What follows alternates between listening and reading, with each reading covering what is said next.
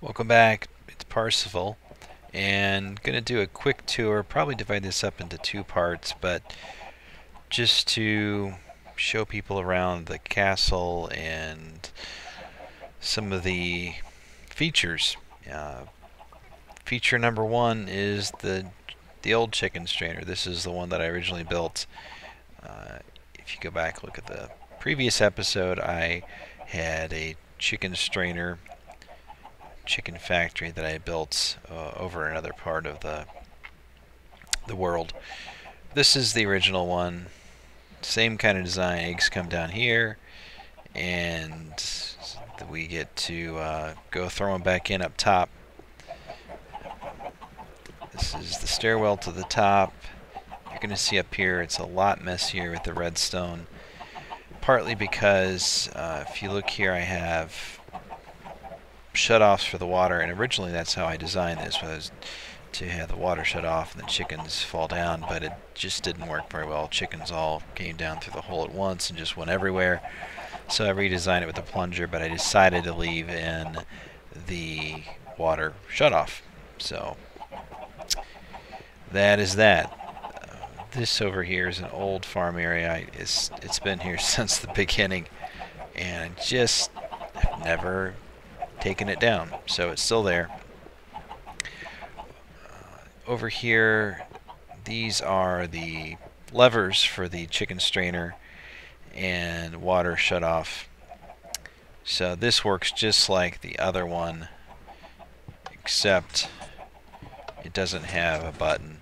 And it would be pretty easy, and I probably should go back and put a button in. But chickens float down just like the other one. Come on, buddy.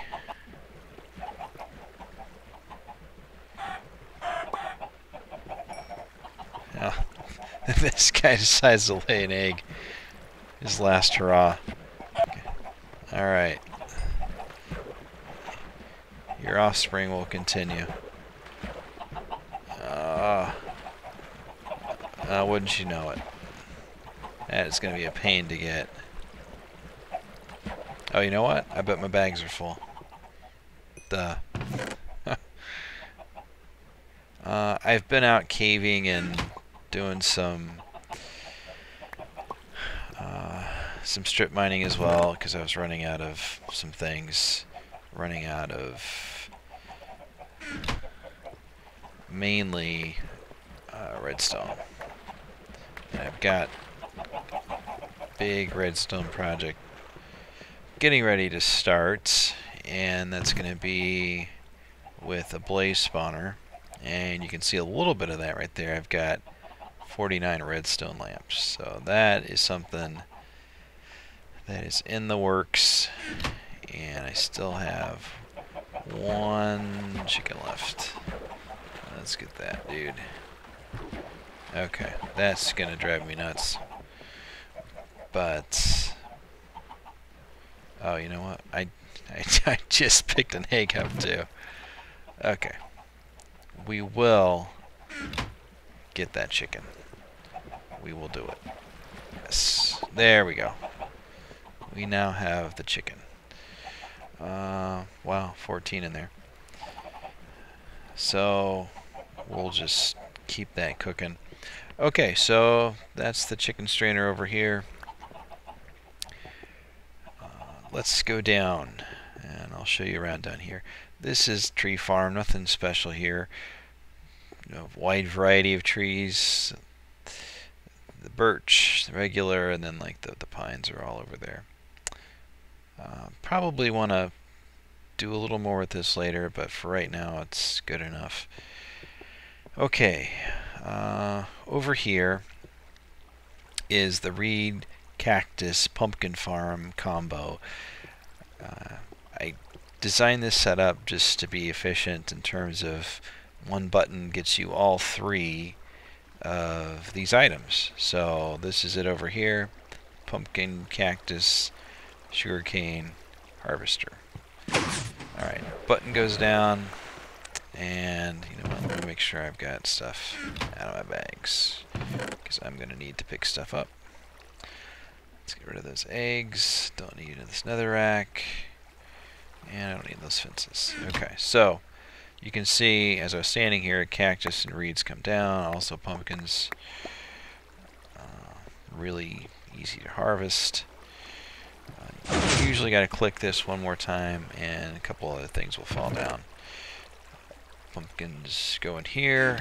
And open the reeds, see, and something else fell down there. So we have reeds, cactus in here. Quick and efficient way to make that happen. You know, I will go ahead and run through wiring very briefly. It's pretty easy. Okay. Okay, so here's our reeds. And looks like we had one that got stuck up there. Huh. Okay. There we go. We'll jump up there and get that one.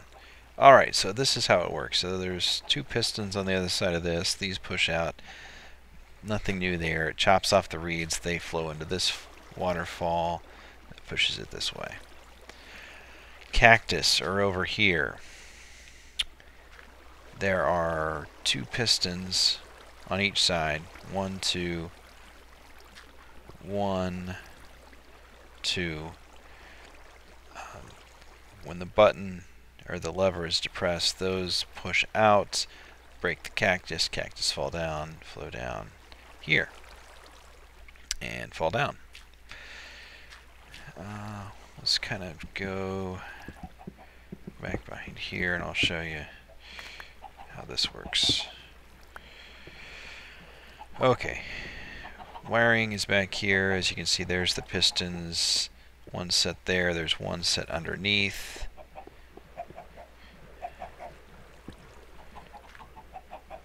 Up here, more redstone for the pistons.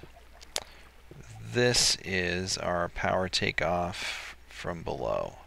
So lever's down here, wire comes up to here, splits off here. This takes it up.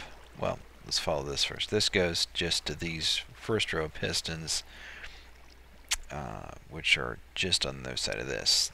This is the second row of pistons. Signal travels up the redstone torch and get up here and travels over here to power the second set of pistons. This also goes over to the cactus farm. Repeater just to extend the pulse. This goes down to those two pistons we saw below. This goes up and down to the other side, to the other two pistons. So, relatively compact design. It's pretty efficient. It's, you know, taking other people's farms and kind of compacting it down to one simple way of doing it, which I kind of like. Okay, so let's head back down over here.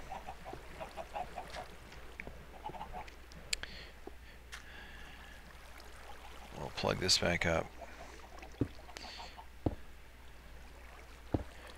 And there we have it. The cactus reed pumpkin farm.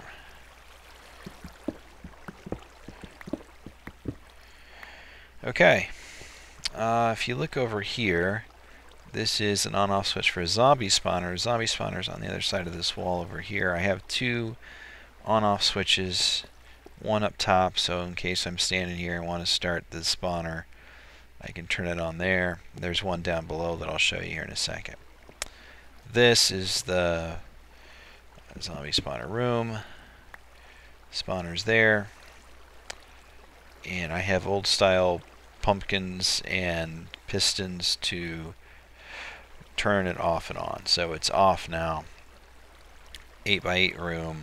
Water's flowing that way. Another channel flows that way. That's really nothing special or new about how to do that. So that's the spawning room. If we head down, we can find that here's the Zombies fall down here. They come this way, and we crush them. So, quick demonstration. That turns the spawner on. Do have to kill them with a stone sword. I've got so many iron swords because the zombies drop iron swords that I'll just use an iron sword here to kill them. Alright, we got a few. I'm going to go ahead and turn this off. I also have an on-off switch here that closes the flow off right back there. So when that's off, zombies can't drop down. They compact in here, and you can just kill what's in there. So.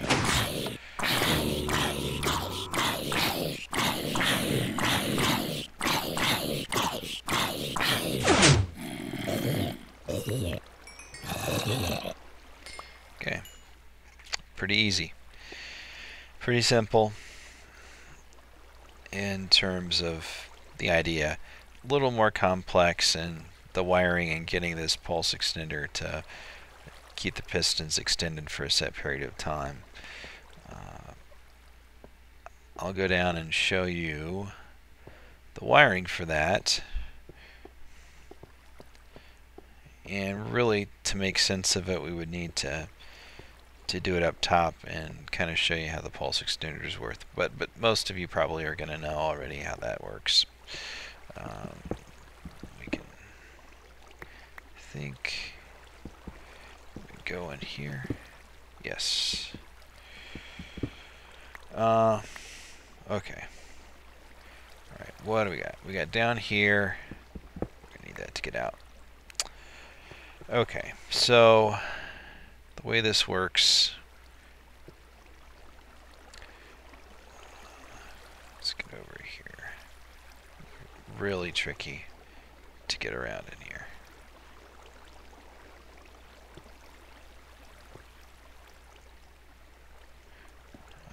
Okay, well, I can do it this way. Alright. Over here, where that repeater is, and underneath here, that's the button. That's the line to the button that turns on the pistons for the crusher. So, right before here, this splits off. Okay. Splits off, comes into here. Okay, invert signal, which goes into here. Signal is again inverted. This ties all together. This is the output for the pistons. Okay, so up here, this goes to the left side of the pistons. This goes up to the right side of the pistons. Okay, so that's the signal split. The other split comes here with all of the delays. So I have 1, 2, 3, 4, 5, 6, 7, 8, 9, 10, 11, 12, 13, 14, 15, 16, 17, 18, 19, 20, 21, with the last one set at 3 ticks. Then this feeds into this, and again you have the output to the pistons. So that's the pulse extender. There are more compact and simpler ways to do that, and some really good ideas on how to make this more efficient. This is the way I did it in the beginning. Probably would do it a little different now, but it works, and I'm happy with it. And I will shut this up, because I will tell you that on more than one occasion I have washed away redstone. In fact, it happened when I was putting in the pumpkin farm here. I spilled water, and yeah, I didn't have a hole. I had a hole and I didn't have it plugged. So water goes in and redstone disappears, and then you got to go back and put it back together. So I've built that wiring multiple times, I'm ashamed to say. Okay, so that's the zombie spawner. And like I said, I've got some ideas here. I'm going to be working on a blaze spawner in the nether. So that's all that. That's the kind of what I'll call the basement of the castle. I've got a lot of stuff going on up here. That's the upstairs part of the castle. So, you know, for today, that's probably what we're going to call it quits. I'm going to go back and kind of show the outside and the upstairs and give you some thoughts on what I have in store. So, again, Parsuval, hope you guys are doing okay, and I'll talk to you later. Bye.